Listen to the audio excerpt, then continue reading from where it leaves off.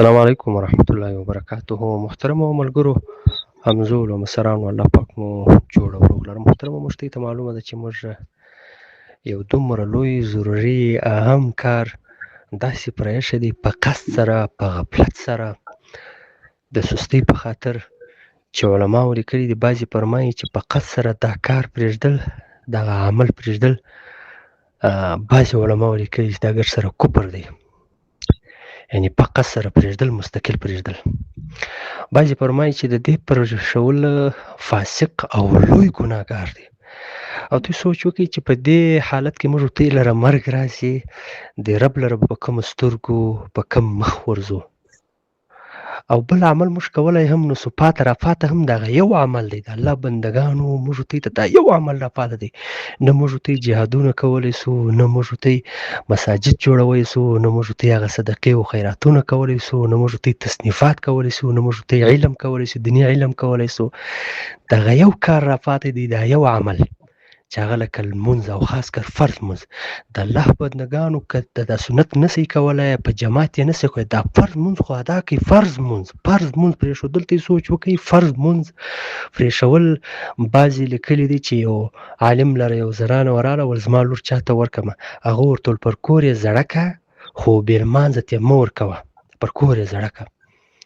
نو موږ ته که نور نو څه کوی، دا فرض لمونځ، دا 4 رکعته فرض، دا 2 رکعته فرض، دا 3 رکعته فرض، دا خو ادا کوي. کوم هغه سنت نه وکړي، د سنت خو خپل حساب و کتاب دی، خپله درجه ده. د جماعت باندې کول خپله درجه ده. دا فرض لمونځ خو ادا کوي. که دا خو مه کوئ چې ټوله پرېږدئ.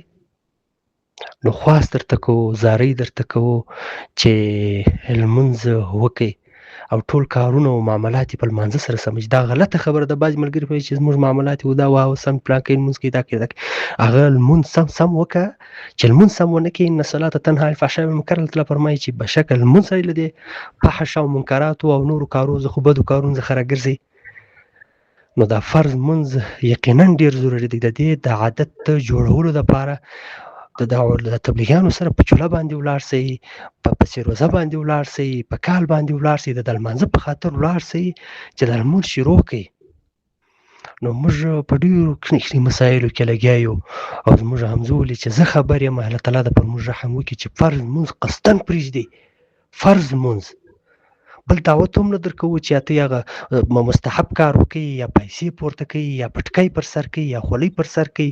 دا هغه خو لا ډېره لرې خبره ده. فرض لمونځ، نو فرض لمونځ شروع کړئ.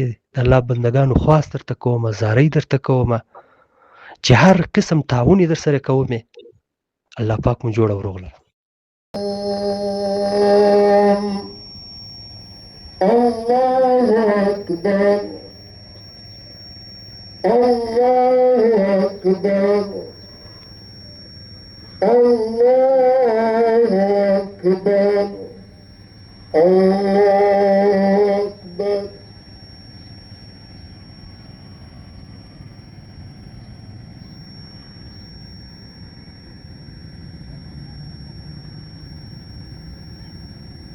سمع الله لمن حمده. الله أكبر.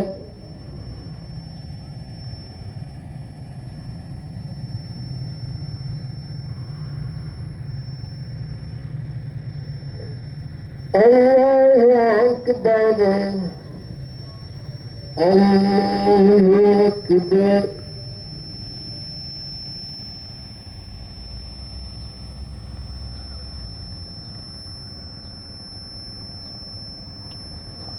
الله أكبر.